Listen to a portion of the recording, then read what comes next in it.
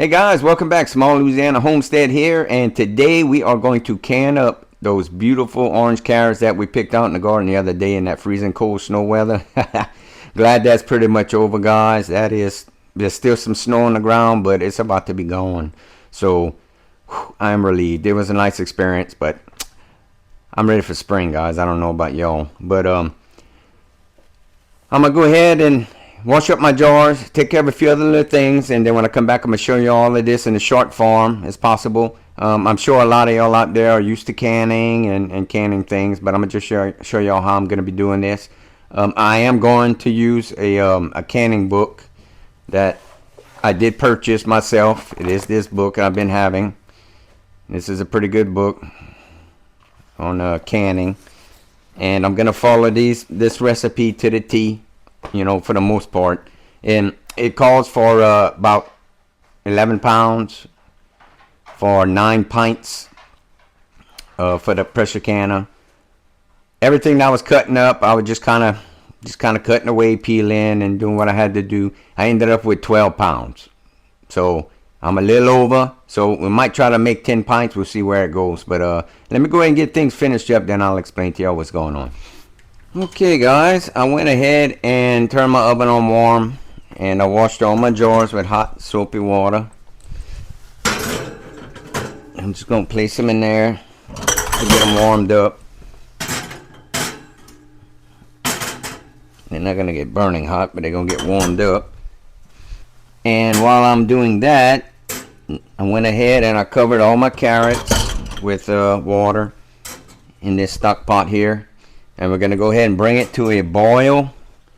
And then once we are at boiling point, we are going to time it for 5 minutes. Okay, meanwhile, if you haven't done your drawers yet, you can do that while that's heating up and getting going. That's what I did. And once we get to that point, I'll bring y'all back and I'm going to show y'all how we're going to start packing our jars. We're going to pack all our solids first, leaving 1-inch head space.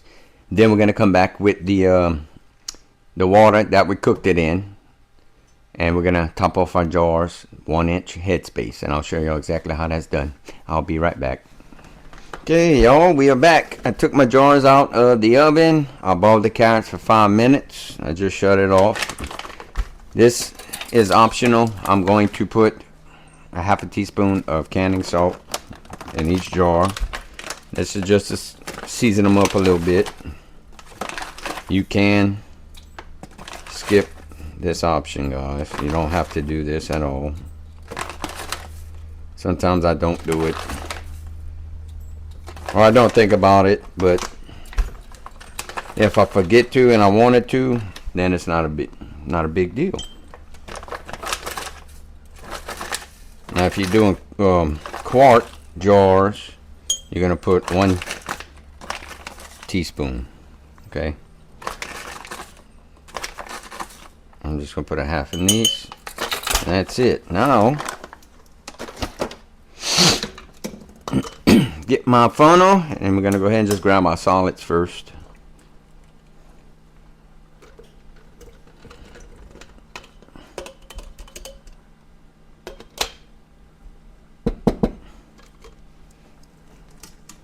I'll probably add a little bit more. Let me see if I'm gonna get close to that 10 pint mark. Oops, I'm kind of overdoing it now.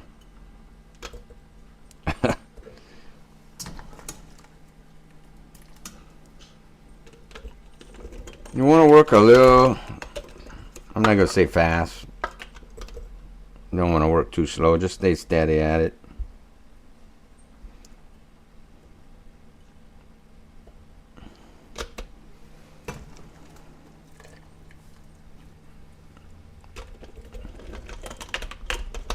I think my pressure can is a 23 quart. I could put up to 20 pints in there if I would ever have to do that. I mean, this is a good bit right here as it is.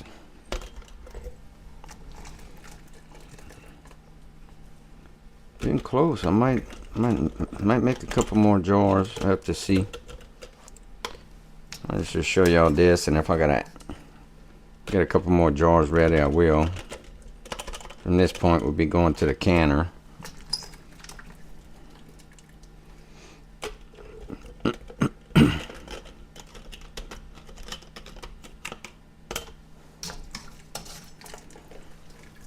And if you don't want to, if you got a little bit left that you don't want to process, you just put them in a jar, put them in the fridge, or you can finish cooking them off and eat them for supper or whatever.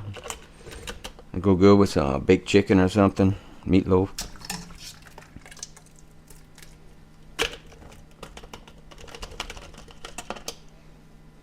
Alright, look, I can get another jar or two.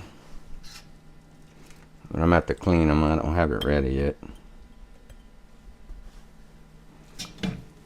I'll just show you how I'm going to do this one, then I'll take care of that. You just want to kind of pat them down.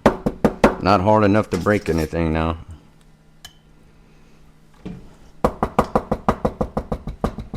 Just till they're about right below that rim. One or two sticking up ain't a big deal. That's hot. So now we'll just take our liquid. I'm gonna go 1 inch headspace.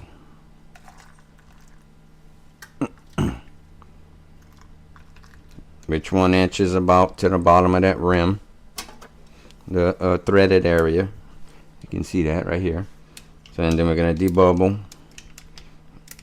Want as much air out of it as possible. During the process, the air will come to the top, and during the pressure canning process.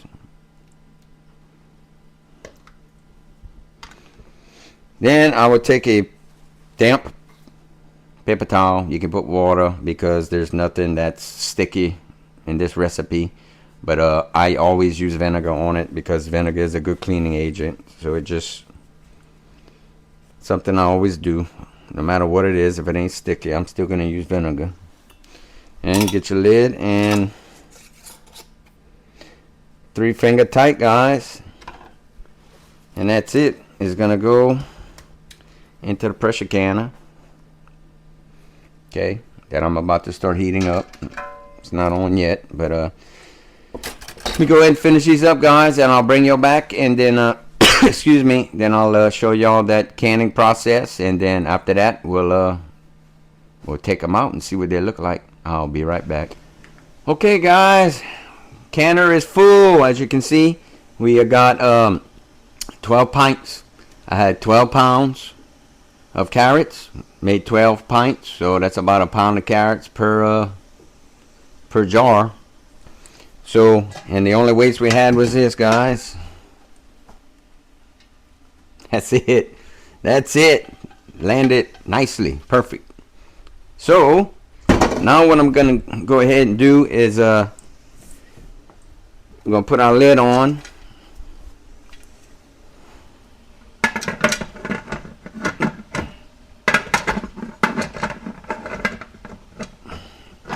If I can get it on. Sometimes I have a, there we go. I'm going to lock it on. And I do have a dial canner, as you can see here. I am below 2,000 feet altitude. So I'm going to process these for 25 minutes at 11 pounds of pressure. In between 10 and 11 right here is kind of where I want to hold it at for 25 minutes the whole time.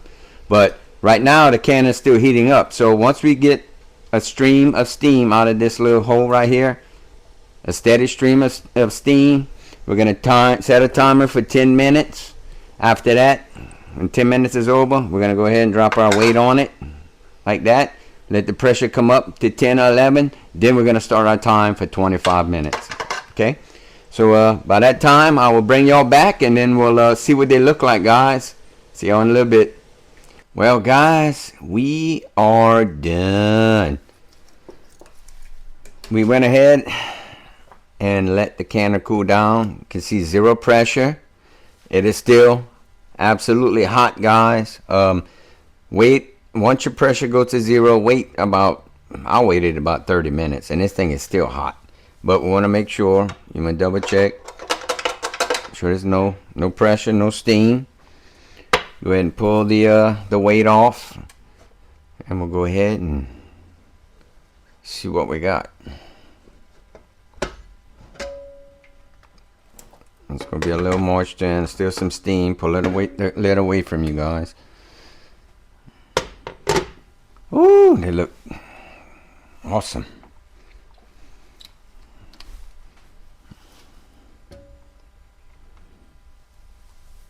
Look at that, guys. Still bubbling in there. Great success. Now we're just gonna put them out. That's gonna stay out overnight on your counter, guys. You want to make sure they all seal up. If anything, the lid do not pop. The little poppers on the middle do not pop down. Then you just go ahead and you use it. Just put it in the ice box. That's it. That's all you gotta do. Yeah, guys, these things are.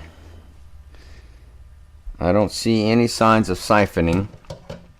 Which, if you have been canning a long time like me, siphoning is when if you open these things too fast or something else goes on in the environment in this canner, it will cause it to siphon liquid from the jar. So, and that does happen. I've had it happen already. And the reason why it happened to me is because I was too much in a hurry. And I opened the lid even though there wasn't no pressure. Oh, I heard one pop. It's still siphoned on me. Doesn't really happen with the pints. Oh, you hear them? It has happened with the quarts for sure. So you just take your time, guys. Don't be in a hurry. This is a labor of love. Enjoy it. Putting food up for yourself and your family is one of the most natural things that you can do for yourself and your family. Look at these guys. These things are beautiful. Still hot.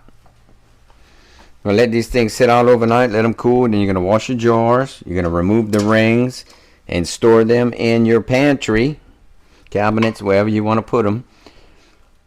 Do not double stack them, guys. Meaning, do not put one on top of the other like this, because if a lid fails while they're in storage, you want it to fail. That way, you know, you can get rid of it at whatever point you find it. Because if anything goes on in these jars like botulism, which I can guarantee ain't in here because we canned it properly. If anything like botulism is in those jars, you want to know about it. And one way you're going to know about it is that botulism thrives in non-acidic foods. Okay, so if it's present, you know, so don't let that worry you or scare you. Go ahead, continue putting up food for your family. Just follow your, the recipes correctly. Make sure you wash everything good.